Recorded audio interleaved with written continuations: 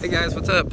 Welcome back here to today's edition of Intuitive Angling, and really appreciate you guys coming by to check the video out. Got a little on the water video for y'all today. We're going to be talking about how to fish a floating boat dock. You know, whether it be a marina dock like this right here or just any type of floating dock. They require sort of some special techniques, so we're going to go over that in today's video, and I think it's going to add up to some really good juice for you guys. Also, guys, just a big thanks out there, everybody that's been taking time to hit that subscribe button here at Intuitive Angling. We finally hit 140,000 subscribers last week, so big thank you for that. And also, guys, you've heard me talk about it almost every day, but I just like to invite everybody to check out the spring fishing sale right now going on at Tackle Warehouse, 25% off on about anything on the website. I got my link in the description of the video if you guys would like to use that link and take advantage of it. So I really appreciate that.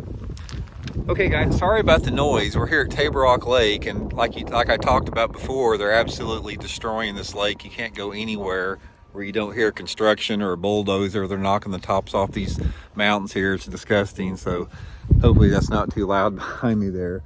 So anyway, we're going to talk. There's basically two different type of boat docks, or you know, as far as docks on lakes. The fixed docks, like that have the pilings on them, those are more common, like in the TVA lakes and some of the lakes back east.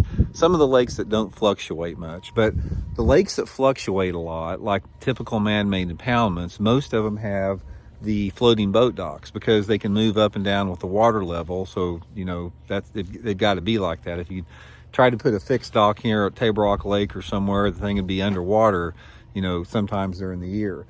But anyway, floating docks, guys, there's a diversity of different type of structures and cover for the bass here, and I sort of want to take you from one end to the other of a floating dock and describe to you how I like to fish it and techniques, and just go over it a little bit. So I'm going to turn the camera around here. And okay guys, first of all, never pass up. A lot of these marinas on the floating docks, they have these break walls out here like this. Never pass up a break wall, especially in warm water. Bass love to suspend around these break walls anytime the water temperature is like over 60 degrees. And I like to take a jerk bait or swim bait and run it alongside of the floats there. Sometimes if it's not too deep, I'll fish a shaky head, especially around on some of the cables. But you can catch some good ones around there. Top water is real good too in the summertime. But anyway, starting on a floating dock. Now this is a marina dock we're going to be talking about here, but you can apply this to, it can be a marina dock or it even can be a residential. It's all the same. On the floating docks, obviously your deepest water is going to be out on the ends of these docks here. Now, most of the time, this water is too deep to catch fish on the bottom on these floating docks. Most of the time, a floating dock on the bottom is anywhere between 15 to 50 foot deep. So when you're talking about fishing on the ends of these things, you're talking about fishing for suspended fish. So again, a jerk bait down the side, a swim bait down the side, you know, something you can reel suspended through the water column like a little grub. And also, a lot of times on the ends of these docks, they'll be anchored with a cable running into the water. Guys, if you see a cable running into the water off these docks, throw around that cable, because those bass will love to suspend around these cables. Now, how deep you fish it is dependent upon the water clarity. If the water's clear like it is right now, you got 5 or 6 foot of visibility, these fish could be suspended 20 or 30 foot down. If your water visibility is stained, like less than 3 foot, most of the fish, they can still be suspended over deep water, but they're just going to be a couple feet under the water. So as we move through here, I'm going to turn the camera off and idle up a little bit. But in my opinion, there's some dead water on dock. This is a high percentage area on this particular part of the dock. Now, as you get in the mid part of the docks, a lot of times these aren't near as productive, especially if they're in that marginal water depth. So if you're talking about having floating docks that are in, say, 15 to 30 foot of water along the mid part of it, you can catch some fish occasionally, but it's usually not that good. I still fish them. I do it the same way, fish for suspended fish on them. I always fish these floating docks, guys, for suspended fish if the water depth is over like 10 or 15 feet. If the water's like under 15 feet, you know, then I'll go in and I'll, you know, fish some other type of techniques with that.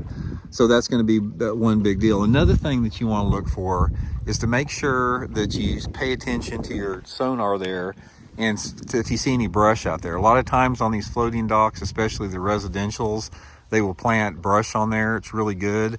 Now this one here, they got an off limit, so I can't get behind it. But another key part of any type of a residential dock, I'll just show you right here for an example on this little courtesy dock here.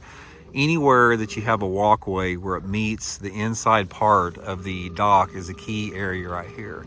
This is probably my favorite area to fish. I think that bass, as long as that water temperature is over about 50 degrees, I think the bass prefer the walkway junction more than any other part of it. Now see that float right there? That is a key spot for big fish. Now I'm just using this as an example, but anytime you have a float that's right against the inside part of the dock, try to get that bait like a jig, skip it up in there, skip a wacky rig. Really, really good places. And also, guys, bass love to spawn in and around the inside part of these docks. It can be really, really good.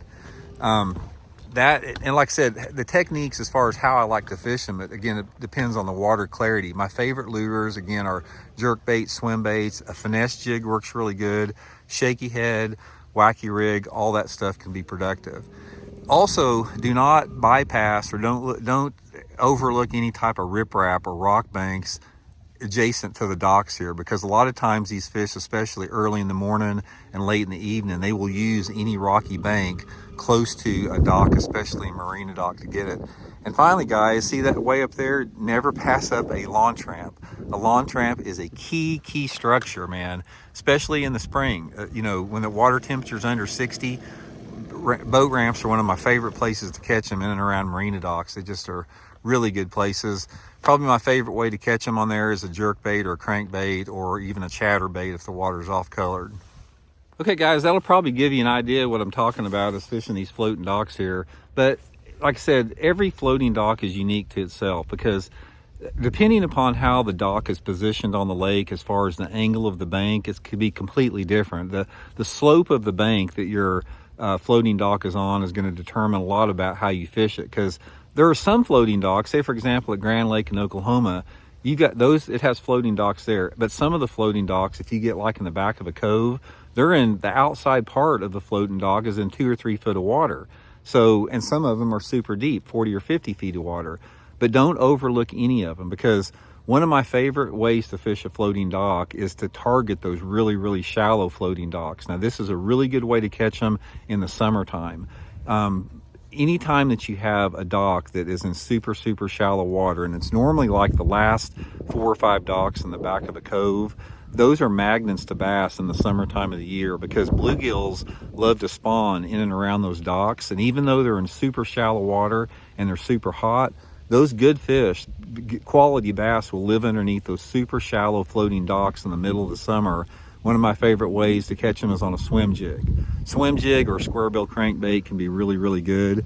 So every dock is going to be different. You know, some of your docks are going to be super shallow on the outside. Some of them will have 4, 5, 6, 7, 8, 9, 10 feet of water on it. And depending upon the combination of the depth of the water and the water visibility, that's going to be the key indicator as far as how those fish position on the dock. And all that stuff comes in together as far as where you need to fish on it. But for the most part, you can pattern them. It's like if you get on a dock that has a certain water depth on the outside part of it, you can pattern those docks as far as the technique goes on it. But my favorite ways to catch them on it, without a doubt, is just swimming some bait underneath them. I've caught more good ones doing that than about anything. Again, another piece of advice, guys, is just pay attention to that brush. Brush is key. Sometimes you can see it visually. Sometimes, you know, you can't. But a lot of the more grunged out, old looking docks all have brush on it. But pay attention for that. So anyway, they're a prime piece of cover. Another thing that'll help you guys floating docks, guys, is sometimes you can catch them in the middle of those docks on a spoon. You can take a spoon and pitch it way back up, you know, as far as you can in there. And normally the best slips are the ones that have boats in it. Most, depending upon the time of the year, some of them have, every slip will have a boat in it, but in the wintertime they don't. But bass like to be around those slips that have boats in it, because again, it's more cover and it's more shade, makes it a lot more difficult to fish. And I think, personally, guys, I think so many bass live under docks that never get caught. Because if you figure, like if you look at that dock right over there and the walkway in the middle of that dock, those walkways are positioned in areas where you can't get to them. They're impossible to get to. And I don't know how many times I've walked out on these big marina docks and seen big bass everywhere, but you can't make a presentation to them. So I think there's a population of bass that live on these floating docks that never ever get caught, and they never see a lure. They stay away from the fishing pressure. They know where to hide at. They know people can't get to them. And I guess that's a good thing, because that's a protecting mechanism to, you know, protect them from all the fishing pressure. But anyway, just sort of a broad, wide-ranging little talk on floating docks, guys.